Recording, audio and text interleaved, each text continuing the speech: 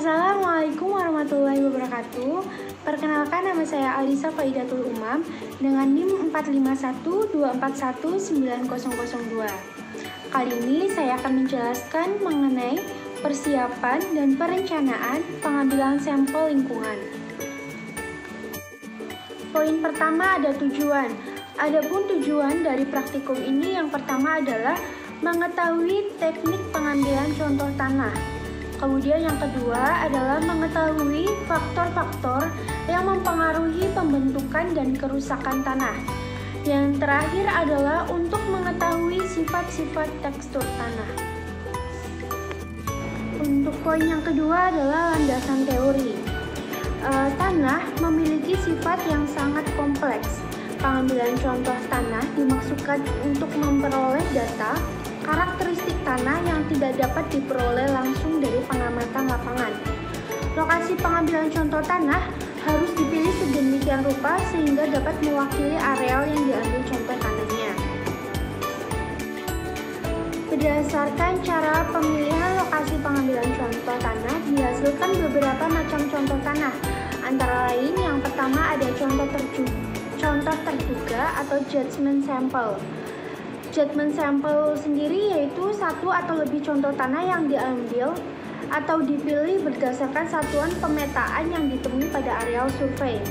Kemudian yang kedua ada contoh acak atau random sample, yaitu pemilihan lokasi dilakukan dengan menggunakan tabel bilangan random. Satu pasangan angka random yang diperlukan untuk pemilihan lokasi contoh berdasarkan atas sistem koordinat. Kemudian yang ketiga ada contoh acak bertingkat atau stratified random sample, yaitu pengelompokan populasi dari yang heterogen ke strata homogen adalah suatu cara yang paling efektif untuk dapat meningkatkan akurasi pengambilan contoh.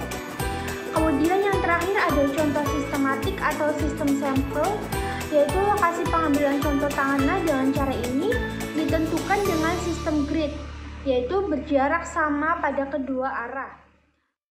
Penetapan fisik dan kimia tanah di laboratorium memerlukan 3 contoh tanah.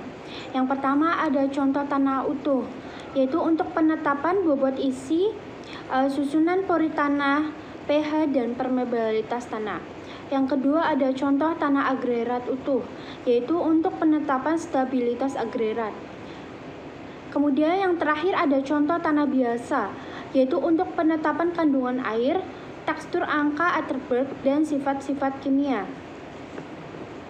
Selanjutnya ada beberapa hal atau prinsip yang harus diperhatikan dalam pengambilan contoh tanah, yaitu untuk penetapan sifat fisik tanah adalah sebagai berikut. Yang pertama adalah penetapan di laboratorium dibandingkan dengan metode di lapangan. Penetapan di laboratorium lebih menguntungkan karena semua fasilitasnya lengkap. Selain itu, penetapan di laboratorium lebih menghemat waktu. Contoh tanah yang dikumpulkan dari banyak lokasi yang berbeda dan ditetapkan secara berurutan. Namun tidak semua sifat tanah dapat ditetapkan di laboratorium.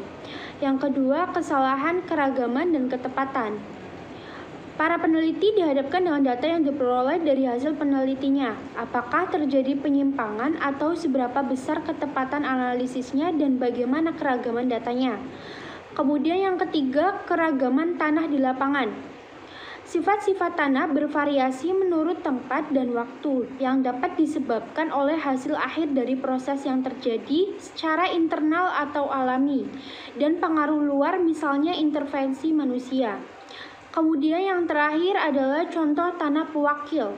Salah satu hal yang penting dan perlu mendapatkan perhatian dalam pengambilan contoh tanah adalah ukuran dan jumlah contoh agar diperoleh tingkat keterwakilan yang memadai berdasarkan heterogenitas tanah. Kemudian ada alat dan bahan. Alat dan bahan yang pertama ada mortir dan alu. Yang kedua ada saringan dengan besar 2 mm, 1 mm, dan 0,5 meter. Kemudian ada tambir untuk peranginan. Selanjutnya ada kantong plastik, spidol, alat tulis, dan contoh tanah terganggu yang telah diambil dari lapangan dan sudah dikeringkan selama kurang lebih 1 minggu. Selanjutnya adalah langkah kerja. Untuk langkah kerja yang pertama yaitu contoh tanah yang sudah dikeringkan ditumbuk dalam mortir secara hati-hati. Kemudian diayak dengan saringan berturut-turut dari yang berdiameter 2 mm, 1 mm hingga yang 0,5 mm. Contoh tanah yang tertampung di atas saringan 1 mm adalah contoh tanah yang berdiameter 2 mm. Sedangkan yang lolos saringan 0,5 mm adalah contoh tanah halus yang besarnya kurang dari 0,5 mm.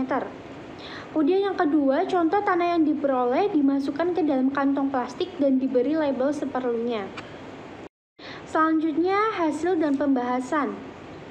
Tanah adalah lapisan permukaan bumi yang secara fisik berfungsi sebagai tempat tumbuh dan berkembangnya perakaran, penopang tegak tumbuhannya tanaman dan menyuplai kebutuhan air dan udara. Nah, dalam praktikum ini dihasilkan beberapa macam contoh tanah. Yang pertama ada vertisol, antisol, andisol, inceptisol, dan ultisol. Kemudian yang pertama ada tanah utuh, merupakan contoh tanah yang diambil dari lapisan tanah tertentu dalam keadaan tidak terganggu sehingga kondisinya hampir menyamai kondisi di lapangan. Kemudian yang kedua ada tanah tidak utuh atau terganggu.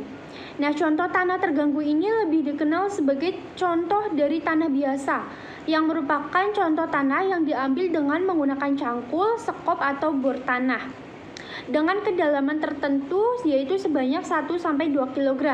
Nah, contoh tanah terganggu ini digunakan untuk keperluan analisis kandungan air, tekstur tanah, perkolasi, batas cair, batas plastis, batas kerut, dan lain-lain.